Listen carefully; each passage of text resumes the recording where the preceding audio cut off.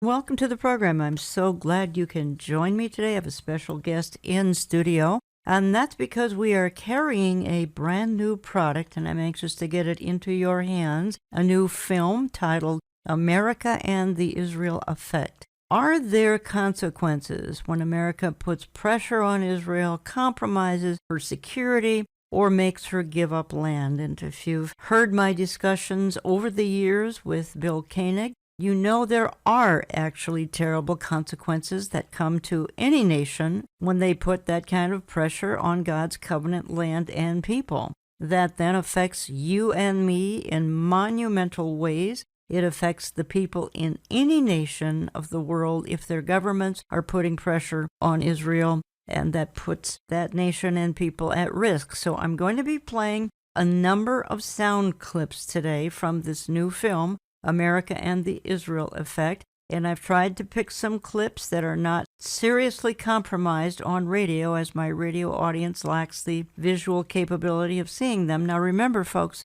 we have a video version of this program where you can see everything we are discussing that, and I reference it often. You can find that video version on our website, olivetreeviews.org, then go to radio. You can find that video version on his channel television, on YouTube, on Rumble, on Facebook, and we really do want some of you who are visual to have that capability of seeing what we're talking about. Now, how has America been compromised by U.S. leaders who want to give away land and marginalize Israel and her security? Who have been the primary perpetrators of this? And we have a new administration now in Washington. Will they bless or curse Israel?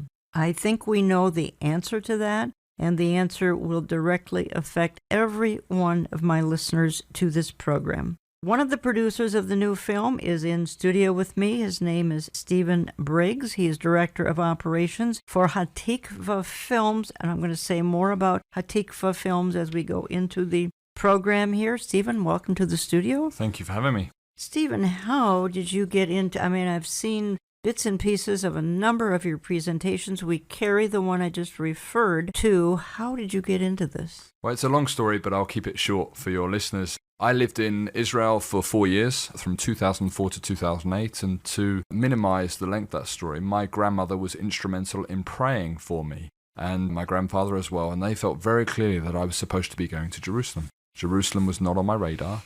They prayed, they told me, and the Lord stepped in a number of amazing ways. And 3.5 weeks after I'd spoken to my grandmother, I ended up in Israel. I served with a brother called Lance Lambert. Yes, I've met Lance years ago. I know he's passed on. While I was in Israel, I met the producer of a film called Jerusalem, the Covenant City, which is the earliest film that looks at God's plan and purpose and past prophetic and past, present, and future destiny of Jerusalem. And a new film that he was asked to present, Lance Lambert, was called Blessing, Curse or Coincidence. Well, originally it was called Curse or Coincidence. And I challenged the producer. I said, God's intent is to bless, it's not to curse. You can't call it curse or coincidence because that's a wholly negative position to take. In the initial introduction with him, he turned to me, this was at the beginning of 2008, said, Steve, when you leave Lance's, I want you to come and work for me. I was like, was that just a trite comment or is it something that I should follow up? Well, a few weeks later I saw him, we met. He said, I never say things like that. It must have been the Lord. And here I am 13 years later, involved with the film production company, making not just one film about Genesis 12, but a whole series of films. And this one is the 4th film in the series. And folks, you can learn much more at hatikvafilms.com, hatikvafilms.com. I think what I want to do is I want to start with the fact that there were early Christian, I don't know if pioneers is the right word. We've got John Nelson Darby, D.L. Moody, William Blackstone, C.I. Schofield, and these men played some very important roles. This would have been in the 1800s. It's almost 200 years ago. And let me just play a clip here of Paul Wilkinson, and I appreciate you have Paul Wilkinson in the film. Again, we've talked about Lance Lambert in the film and some others that some folks will recognize, but if we could play this clip, and then I want to come back and talk about it. Although John Nelson Darby wasn't a minister, he wasn't a clergyman after he left the Church of Ireland, he was an itinerant. He was a man who had the heart of a pastor, the heart of a shepherd. And so Darby went out into the United States, firstly to encourage his fellow brethren, Swiss and French brethren that were out there in the prairies. In 4 weeks, he traveled 2,000 miles. But as he toured the United States, he and his fellow brethren, evangelists, itinerants, were being invited to conduct what became known as Bible readings, taken into homes, taken into the churches, Baptist churches, Presbyterian churches, independent churches, to read Scripture and to proclaim in particular. And this is what marked out John Nelson Darby and the brethren in those days, the imminent return of the Lord. During the course of these 7 tours of the United States, John Nelson Darby would meet men such as D.L. Moody. A focus began to emerge, an understanding of restorationism, that the purpose, this miraculous experience of the story of the Jewish people, the story of Christians, and the story of America was related. It was really not separate things, but tied together. From 1883 to 1897, premillennialists, evangelicals that believed in the Lord's return, the restoration of the Jews, were coming together to read the Word, to study the Word, and to seek the Lord's guidance. How are they to get the message out to the wider church? To sound the midnight cry, behold, the bridegroom cometh. And these conferences became known as the Niagara Conferences. And it was the theology, the eschatology, Darby's belief in the restoration of Israel and the return of the Lord that fired that entire movement, which gave rise to men like D.L. Moody, William E. Blackstone, Cyrus Schofield, and so on and so forth. And it became the focus of restorationism, or that if the return of the Jews to their ancient homeland may have significant meaning, and became important. And that would, of course, lead me right up to Reverend Blackstone. One of the men who was most profoundly influenced by Darby's theology was a Chicago businessman by the name of William E. Blackstone. Reverend Blackstone is one of the most extraordinary men in the entire story of restoration. Without Reverend Blackstone's influence, it is quite possible that Israel would never have existed. He referred to Israel as God's sundial. If you want to know where we are in the chronology of world events, keep your eyes upon Israel.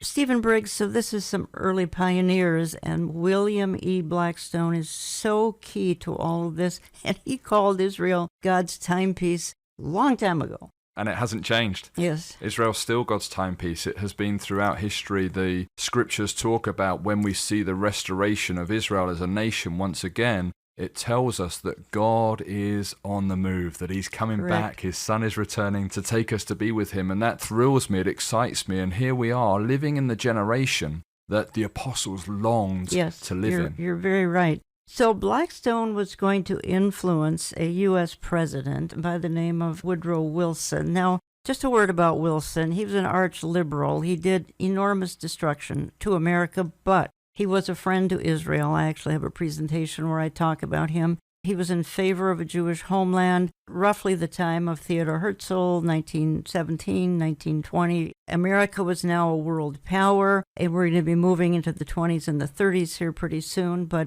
Woodrow Wilson played a huge role in the early stages of the nation of Israel. Absolutely. And the understanding, he saw that this is something that God is going to do. He read the book. He knew what the book said, and he wanted to be a part of that incredible story. Stephen, you're from the UK, which is obvious. You have a slight accent. Which just a slight one. I really appreciate it. I love it. And Great Britain, so important in Israel's formation. We have General Allenby out of Great Britain. There are just so many key players that came out of your country, and they were instrumental. We go back to the 1917, 1920. We can take it up even to the 1930s and even the 1940s, but your country wouldn't let Jews come in to Palestine, and your country's paid a price for that. It has. Britain's been on a roller coaster, especially in regard to their relationship with the Jews. You can go back as far as 1290, King Edward I.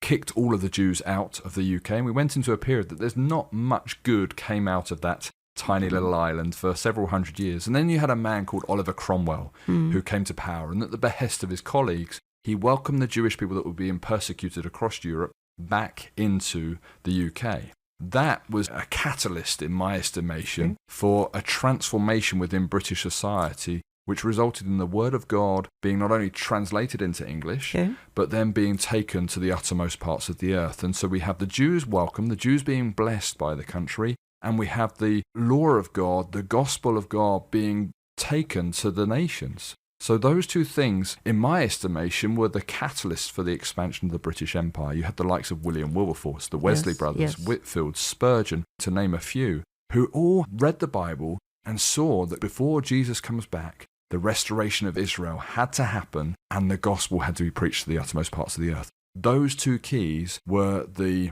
catalyst for the restorationist movement across the UK, which ultimately led to the Balfour Declaration of 1917. Correct. So we're going to get more into the 1920s and 30s here eventually. And again, folks, we carry this new film. Give our office a call. You can check the online store at olivetreeviews.org. And to learn a little bit more about Stephen Briggs and the Hatikva films, go to hatikvafilms.com. I want to play another clip here because we're going to get into how did this new nation of Israel actually get started. Again, we already referred to the fact that Great Britain, their white paper, they banned the Jews from going into the nation. This is back when they were fleeing some persecution. Well, the persecution's about to get a whole lot worse in the 1930s. By the time the Balfour Declaration was published by the British government, the United States had become not only the wealthiest nation on the face of the earth,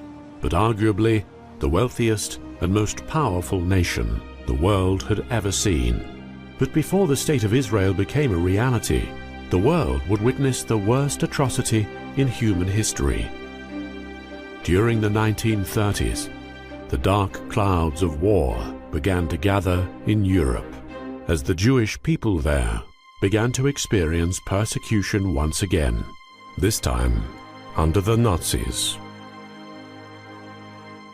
Jewish suffering would be on a scale unprecedented in their entire history.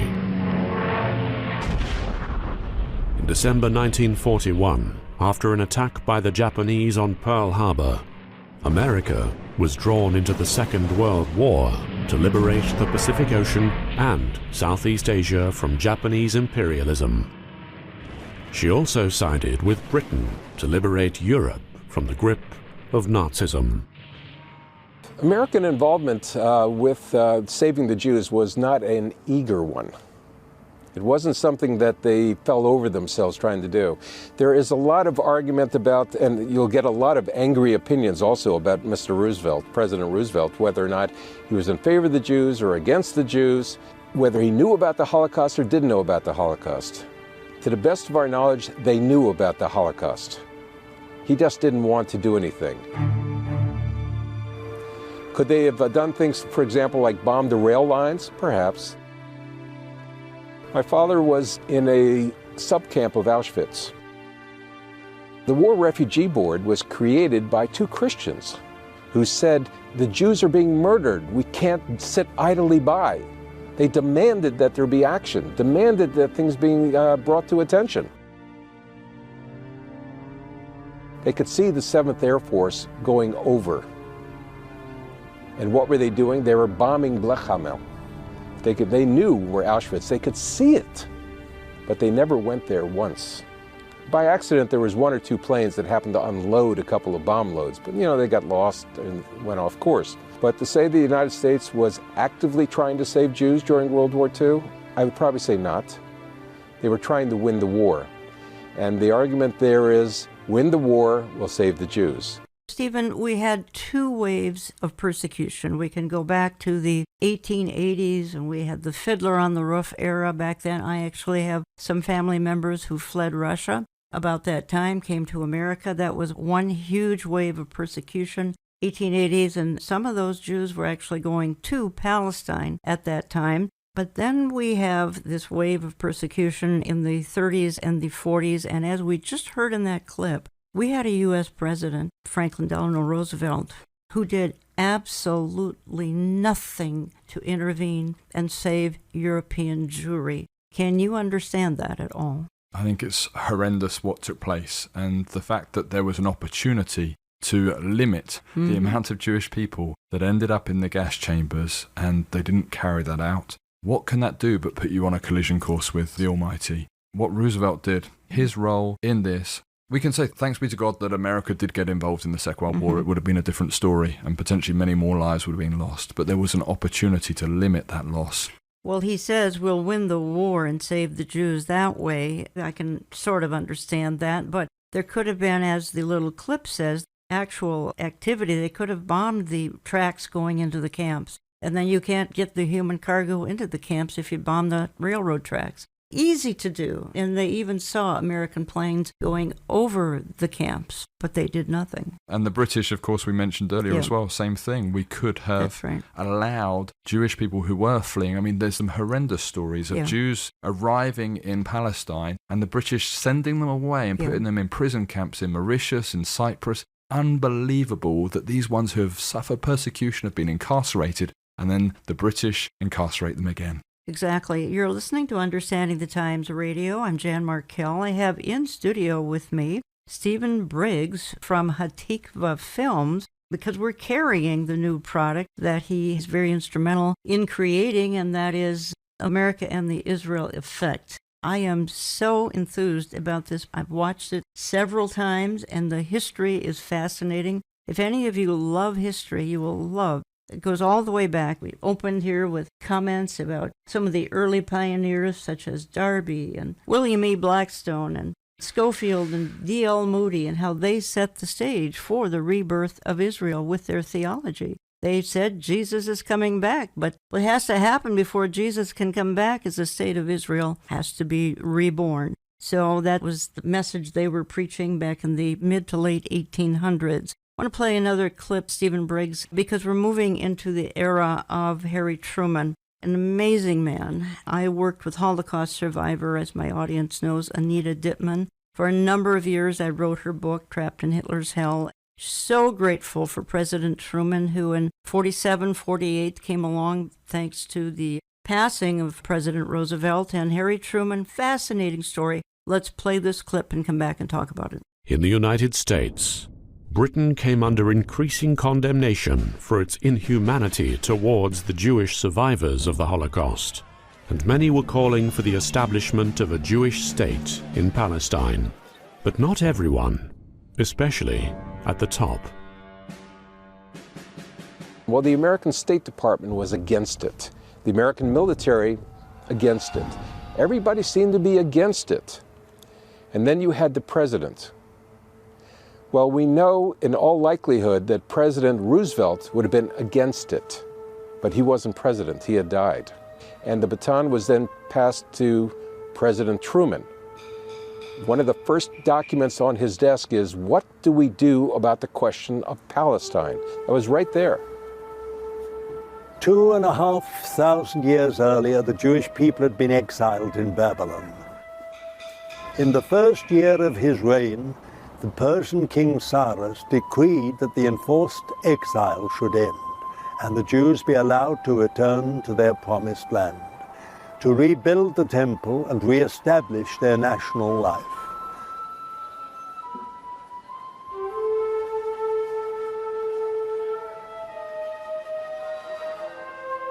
The Bible tells us that there were those who were opposed to the idea.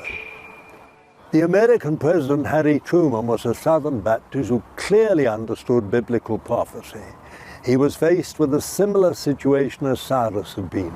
What would the American president do? He was a Bible reader on his own, independently.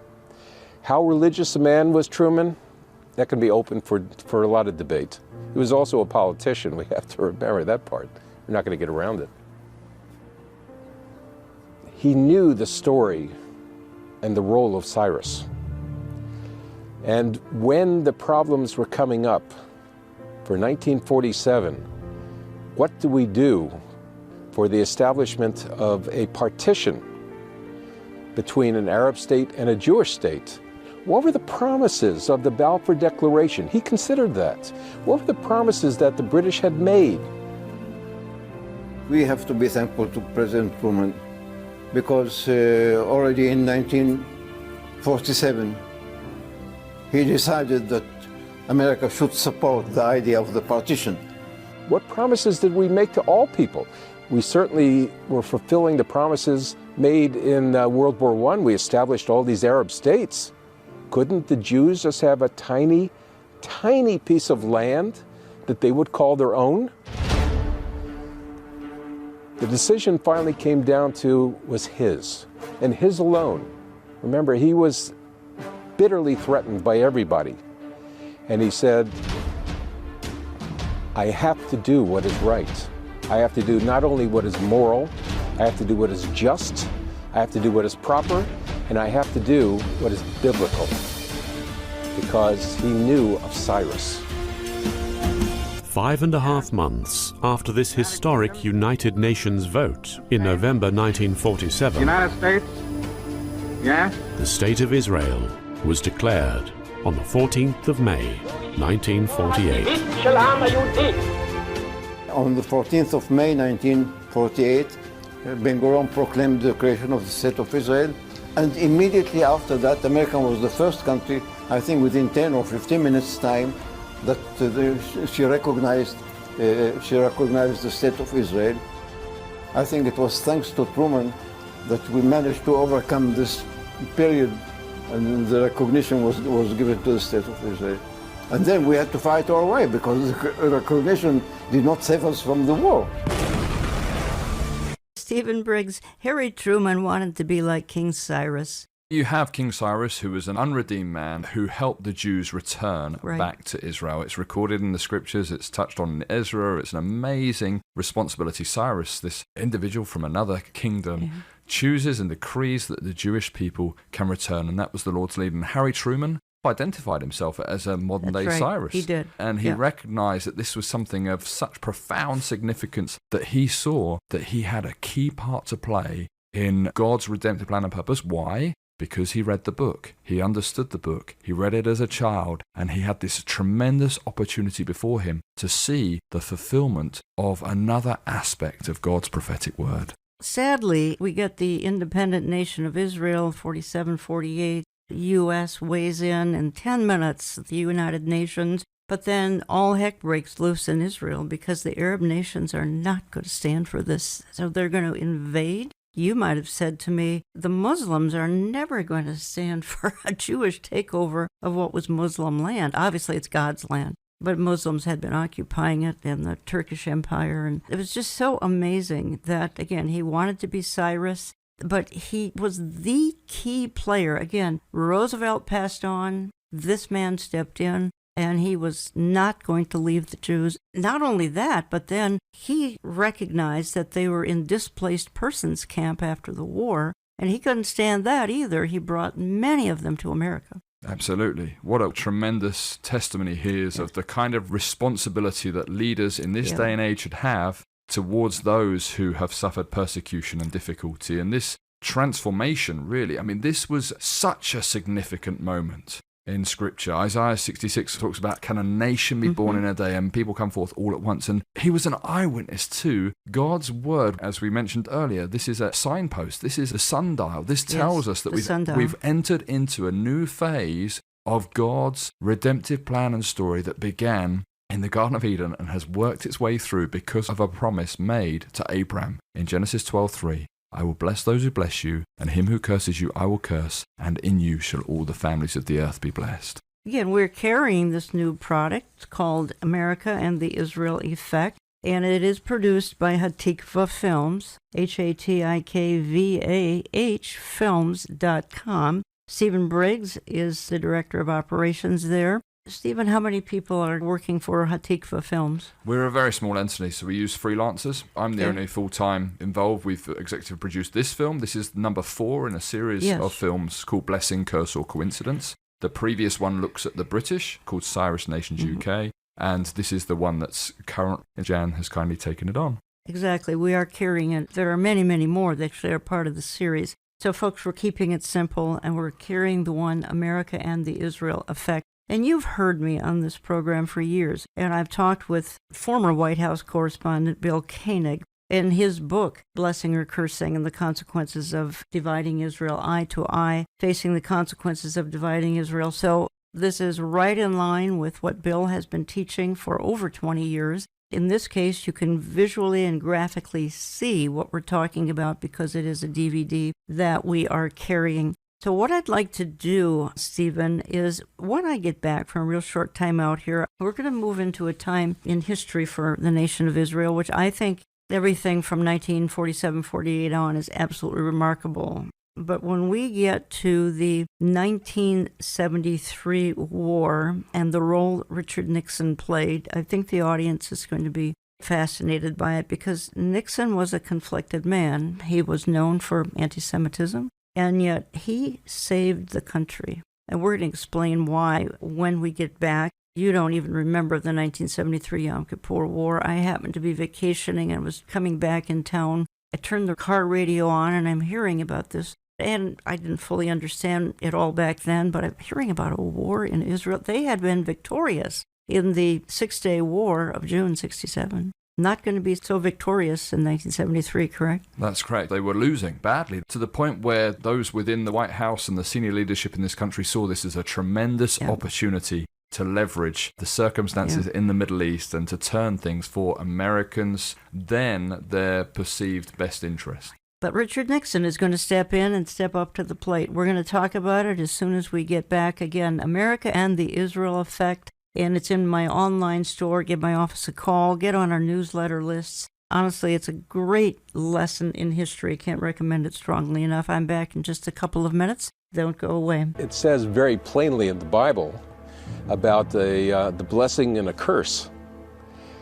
Well, if you don't want to read the Bible or you look at it as a story invented by somebody, you can believe whatever you want. The problem is that it's recurred throughout history over and over and over again, that every country that turns on the Jews to try and destroy us, try and thwart God's will of the role that the Jewish people have in the destiny of future, somehow it always turns on them. Whether you're talking about the Babylonians, you want to pick on the Romans, you want to pick on the Spanish, during the Inquisitions, you want to pick on whoever you wish. At some point, do you stop and say, are these all coincidences? The United States was blessed with something extraordinary. Extraordinary. I'd like to be an optimist and say that it's all going to be good going forward, but I am concerned about both the theological trends in the United States and also some of the political, I don't know if I want to call it trends yet or not, but what's going on as far as pressure on Israel for dividing the land. What's going to happen with Israel now? We have a changing political environment, which is really serious. And we're not certain that the moral compass of the United States is the same anymore. Welcome back. I'm spending the hour with filmmaker Stephen Briggs, Hatikva Films. Here's where we started about a half an hour ago, and we talked about some early Christian pioneers. We talked about the influence of William E. Blackstone in his book, Jesus is Coming. This is back in the 1870s, 80s, and actually about 25 million books sold of Jesus is Coming, and Blackstone was saying back then, look, the Jews have to come back to their land. Darby and Blackstone and others influenced so many in the church in the late 1800s, and then we morphed into the 1900s in our discussion, and we saw 1917, the Balfour Declaration. We saw Theodore Herzl come along. We saw the efforts of Great Britain to both help and hinder the Jews, and then, of course, the Holocaust, and then the role of Franklin Delano Roosevelt and ultimately Harry Truman. This is just a quick overview of things that are in the film America and the Israel Effect, which we are carrying. Stephen Briggs is Director of Operations for Hatikva Films and is in studio with me. Stephen, where to begin with what happened in the early 1970s? America was going through some tough times economic-wise, and we had some rough presidencies about that time. But Richard Nixon came along, and the Yom Kippur War, let's talk about that war for just a minute or two. First of all, Israel was very prepared for her 1967 six-day war, literally won in 6 days of miraculous intervention. What happened in 1973? Well, 73 was a different story. Yep, it was a surprise. Yom Kippur. Exactly. And the most holy day in the Jewish calendar, the Day of Atonement, Day of Covering, and they were attacked. They were in a situation where they were losing badly, and they needed reinforcements. They needed weaponry. They needed the tools necessary to not lose this battle. As we look in the film, we look at what happened, but you had this President Nixon at the helm, who was known to be an anti-Semite. He's really a mystery and an enigma in a lot of ways, but there was a key. And the key to this whole story is the fact that he had parents praying, and the point that he was told one day in the future, you will have an opportunity to do something special for the Jewish people. Don't miss that opportunity. Whatever that word that was said at that time, and I don't know the exact words, that was something that came back to him at this crucial moment in history. Golda Meir was going to make a middle-of-the-night appeal to him. Let's just play a clip here. All these clips, folks, they're from the film America and the Israel Effect. They're very, very educational because the history that we are covering, and it's a lot of years because we started about the early 1800s and now we're up into 1973. There would be another American president who would make a dramatic intervention on Israel's behalf. He was the only president of the United States to have resigned from office. He was seen by many as something of a Jekyll and Hyde character, and he was reputed to have been an anti-Semite. Richard Nixon. He was an anti-Semite. He had a conflicted background, very conflicted background. On one side, as I said, he had this anti-Semitism. On the other side, he had there's a story they tell about President Nixon, that his mother told him when he was a little child that someday he will be in a position to do something extraordinary for the Jews. That's all, and that she hoped that when he was in that position, he will do that. Well, any mother telling a child that kind of a story, you're going, all right, it's a fairy tale, it's this or that. Who knew? But Mr. Nixon was in an extraordinary position. He did have Jews as part of his cabinet. Secretary of State Henry Kissinger, he's of German origin, served with the American Armed Forces, was the Secretary of State. He was a security advisor. He was also Jewish. And the question was, how much of a Jew was he? Well, we could argue that. Stephen, Henry Kissinger, probably self-hating Jew. Apparently, Richard Nixon's mother said, as this clip indicated, someday you'll be in a position to help Israel, and you do it. And boy, did that come back to his memory. Absolutely. The power of praying parents, the power of the words that we as the older generation says to the younger generation, they can bring life or death to a situation. That's right. And those words, whatever that was actually said, caused a turning in the history of the whole Middle East. Absolutely. And the outworking of America as well by implication. It's an amazing, amazing responsibility, the words that we speak and who we tell what we tell to. Israel was literally going to run out of supplies. She was going to run out of airplanes. She was going to run out of tanks. She was going to run out of all sorts of weaponry. Again, this is October 1973. They're proud of themselves for their six-day war victory in 1967. For some reason, Golda Meir not prepared in 1973. Do you have any insight on this? I don't think they were expecting it. Very simply, they'd obviously won head over heels. They did not possibly think that they were conquerable at that time. And, of course, this happened. And there was a knock-on effect as well across Africa, because the African Union instructed their member states, 23 of the 28, to sever ties with Israel as a result. And Israel had been involved in Africa across the board. That's what the next film is all about, Africa and the Israel effect, and it's looking at that. So what takes place in Israel affects the nations all around it. That's what the Word of God tells us. But I can't imagine how conflicted Nixon must have been in his mind, because he's on the record of being anti-Semitic, and then he's got this Henry Kissinger who's saying, no, we're not going to get involved, we're not going to help Israel. And Nixon turns around and says, whatever it takes. And this is based on his conversation with Golda Meir. Go above and beyond to help Israel. This coming from a Jew hater.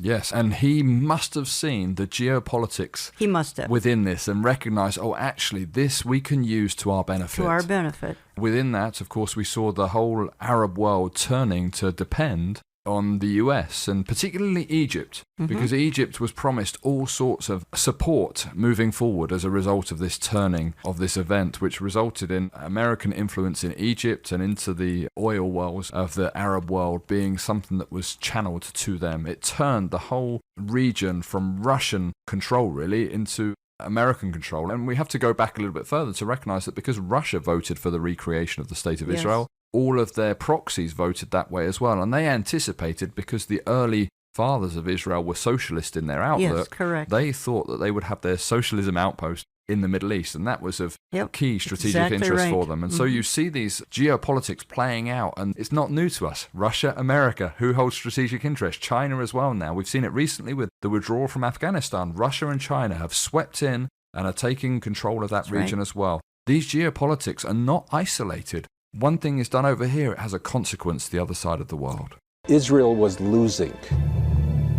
We were not prepared that there would be a war, because it was not reasonable at that time, and some of our generals thought that it's out of the question, etc. And we were caught by surprise, and it was on the Yom Kippur. And the beginning of the war was really terrible.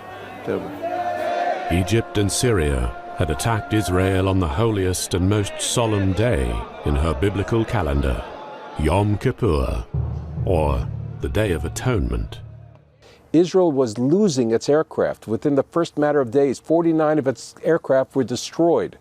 Now, for a little country to lose almost half of your aircraft is serious. They were losing their tanks in the battles. They didn't have supplies to fight. We could not continue because we didn't have any armament. We lost many people, we lost many vehicles, we lost tanks and airplanes, but nevertheless what we needed was just the ammunition in order to continue the war. As Moshe Dayan told Golda Meir, who was prime minister at the time, the third temple might fall. The third temple was the state of Israel. It could fall. Panicked calls went into the American government for help. Panicked. Henry Kissinger held them back.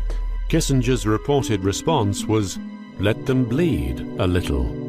Golda Meir rang the White House at 3 o'clock in the morning and spoke directly to President Nixon and told him that Israel was in very real danger of losing the war, particularly as the Russians were rearming the Syrians and Egyptians.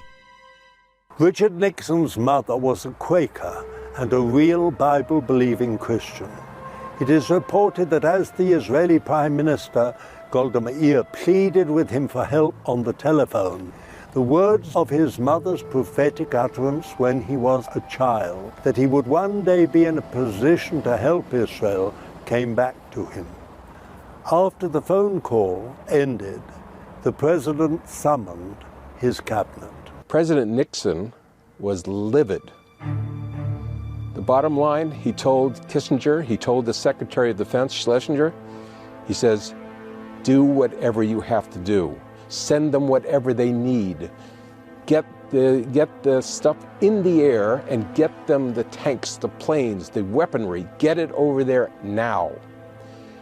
When Kissinger questioned that, his answer was, with an expletive or two to Kissinger, to basically get it done. And then whatever you need, double it. The Americans came, and really in a very meaningful way. Many flights a day. They sent us without asking too many questions. So Stephen Briggs, Richard Nixon saved Israel in 1973. Shortly after that, he was going to resign. How does that fit into your blessing and curse scenario? You have, in other areas of his character, he was an anti-Semite. He was. This involvement here, my own perspective on it is, if the seed of Messiah is finished, if the seed of the Jewish people, if the nation is removed from the equation, then God's word isn't accurate. And if we can't depend on God for fulfilling his word, then why would he fulfill his word with saving and redeeming you? God used another individual, a Gentile, to be involved in ensuring that his plan and purpose would be outworked. But yes, we have to have consistent character and not be double-minded. And Nixon did do a lot of things that were anti-Semitic. So in this instance, it was good. But God's looking for us to be consistent with our faith and consistent with what we do. Genesis 12:3 is still operational. So you are saying that his anti-Semitism could have taken him down? It could have, because you reap what you sow. Exactly. So that was a very, very interesting time in American history, Israel history. I want to bring it up a little more to modern times. We've had George H.W. Bush dividing the land back in the early 1990s. We had Bill Clinton doing all sorts of Camp David meetings and talking about dividing the land.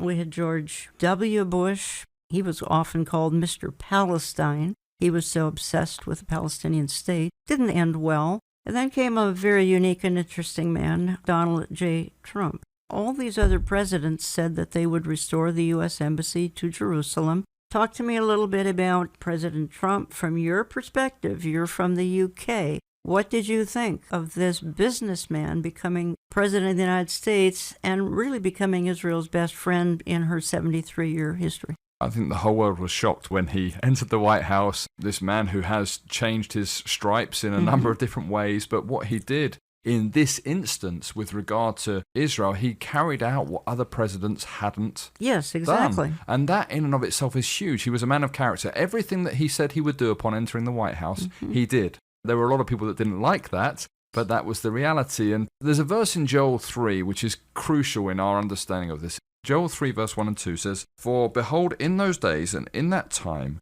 when I shall bring back the captivity of Judah and Jerusalem," so not if, when, in other words, it's going to happen, "I will gather all nations and bring them down into the valley of Jehoshaphat, and I will execute judgment upon them there for my people and for my heritage Israel, whom they have scattered among the nations," and people often overlook this last bit, "and they have parted my Thank you for land." bringing that up. And this land, this question, this dispute over physical territory is something that's intricately intertwined with the promise that God made to Abraham. It's reiterated 5-6 times in Psalm 105, verse 8 to 11, and it's to do with covenant. So the conflict over the land and over the real estate, if we can put it in those terms, actually is not about Israel. It's not even about Jerusalem. It goes even narrower. It goes to the old city of Jerusalem, goes even narrower than that. It goes to the Temple Mount, goes even narrower than that to the actual temple, to the place where an offering was made with Abraham offering his son and the ram being found in the thicket, the place where God chose to put his name. That's the center of the conflict, and that's why all of the nations want to divide the land. It's because God is a God who has put his name there, and it's to do with his inheritance, it's to do with his plan and purpose being outworked. And that's why the nations hate it. If I can say it like this, Jan, you are in micro to all of your neighbours testimony of the reality that there is a God in heaven. In the same way, in macro, Israel, even in her unredeemed estate, is a testimony to all of the nations that there is a God in heaven that they have to answer to for their actions. Jan the micro, Israel the macro. And the nations hate that reminder because it means they have to answer for their actions. President Donald Trump was involved in some deals. As a matter of fact, one was called the Deal of the Century. This is well over a year ago. And then came the Abraham Accords later heading towards the end of his term. The Abraham Accords and Deal of a Century, that took place at San Remo in 1920. We really don't need Abraham Accords and Deal of a Century. What were your thoughts when you heard President Trump negotiating and suggesting some land could be given up? That was his intent, wasn't it? But looking again at the outworking of that, this idea of land for peace has never worked. You look at the pullout from Gaza, 2005, and the ramifications and Hurricane Katrina sweeping through. It was a direct correlation. It's not mere coincidence. There's more to it. I was living in Israel at the time when that pullout took place. And look at how Gaza's become a hotbed for Hamas. Exactly. That, it hasn't done anything about bringing peace. So this land question is important. It's important because it's to do with God's covenant that he made with Abraham and his descendants. And it's actually for not only the blessing of the Middle East, but it's for the blessing of the whole world. Trump's peace accords that he sought to do and bringing these nations together at some point we're going to see a highway from Egypt to Assyria, and it talks about Egypt, my people, Assyria, the work of my hands, and Israel, my inheritance. My inheritance. And that statement, Egypt, my people, blows my mind, because you think back to the Exodus from Egypt, and God says, I want nothing to do with you. And yet in Isaiah 19, God describes Egypt as his people. What an incredible turning about of his redemptive plan and purpose. He's going to call them to himself. So Israel being back in the land is a blessing for the whole world. And God used Trump to recognize internationally Jerusalem as the eternal capital of the Jewish people. Yes, and that was a remarkable day when that happened. Jerusalem became the capital, not Tel Aviv.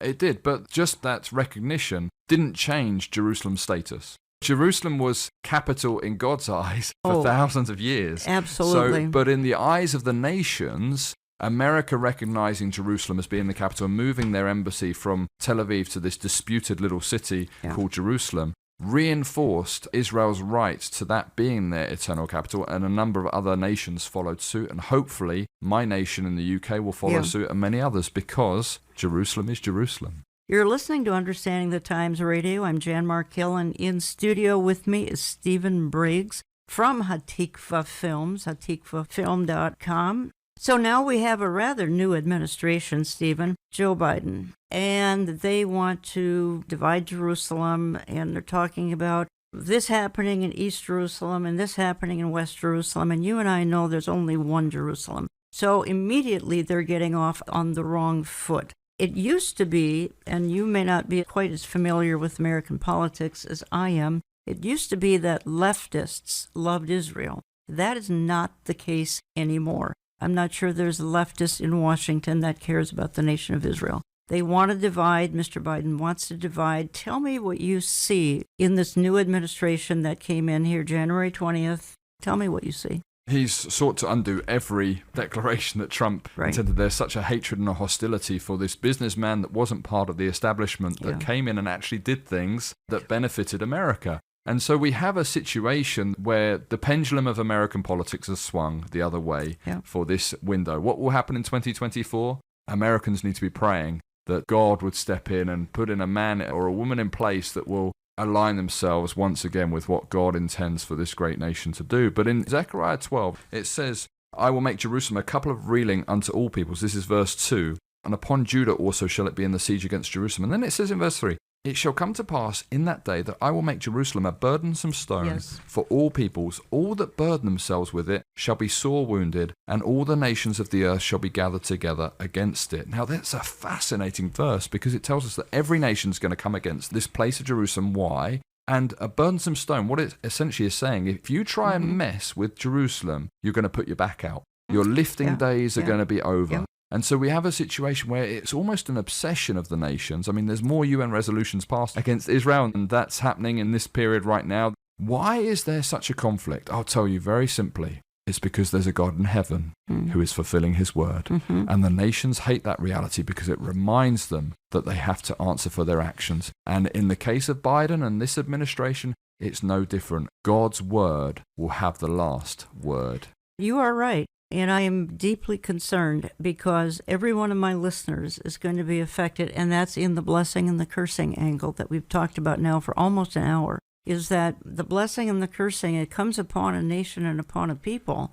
And good people are harmed because of the policies in Washington. Good people in Minnesota and Wisconsin are harmed because of this, and I'm very concerned because I see the hostility on the part of the left when it comes to everything that has to do with the nation of Israel and the Jewish people. We heard a few minutes ago how Henry Kissinger, a Jew himself, he said to Richard Nixon, let Israel bleed a little bit. We don't care. Let's just make them suffer a little bit. Well, this mentality, it can be terrifying in the natural. Obviously, God's got a purpose for it all. And everything is playing out exactly as he said it would, as you have outlined here in Scripture. Very simply put, God gives a nation the leadership they deserve. Yeah, and that's true. Sadly, I think that may sum up just about everything here in 2021, as we've gotten who we deserve. At this present moment. But it doesn't have to stay that way. The key, as with all of the turning points in history, is if my people who are called by my name will humble themselves, seek my face, turn from their wicked ways,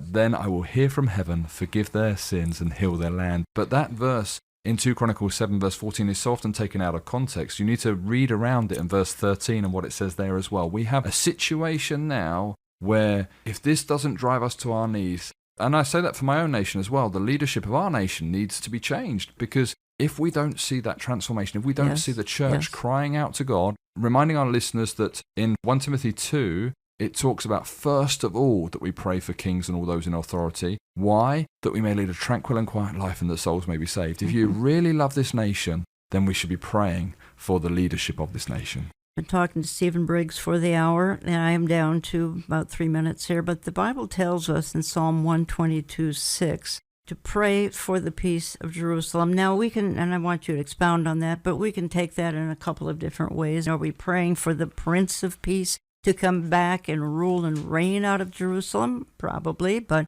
is there a greater meaning for Psalm 122:6 than what the average listener might be expecting? Yes, there's a whole lot that we lose in language. Yeah. So shalom in Hebrew, which is the word peace there, doesn't mean absence of war. It doesn't mean a removal of conflict. It means wholeness and completeness. So the understanding there is greatly expanded. Pray for the peace of Jerusalem. If we say pray for the wholeness, pray for the completeness of Jerusalem, well, does that really make sense? Well, it does when you realize that Jerusalem is the center of God's plan and purpose. So pray for the eternal purpose of God to be fulfilled. Now, let me go to the very last verse in that passage. The last verse in that passage says, "For my brothers and my companions' sake, I will now say peace be within you. For the sake of the house of the Lord our God, I will seek that's Israel's good." So if we love the church, if we love the things that the Lord is doing in the body, in the land of America, then it's incumbent upon us, it's our responsibility to be involved in praying for the eternal purpose of God, which is centered in Jerusalem, to be outworked. Pray for the peace of Jerusalem.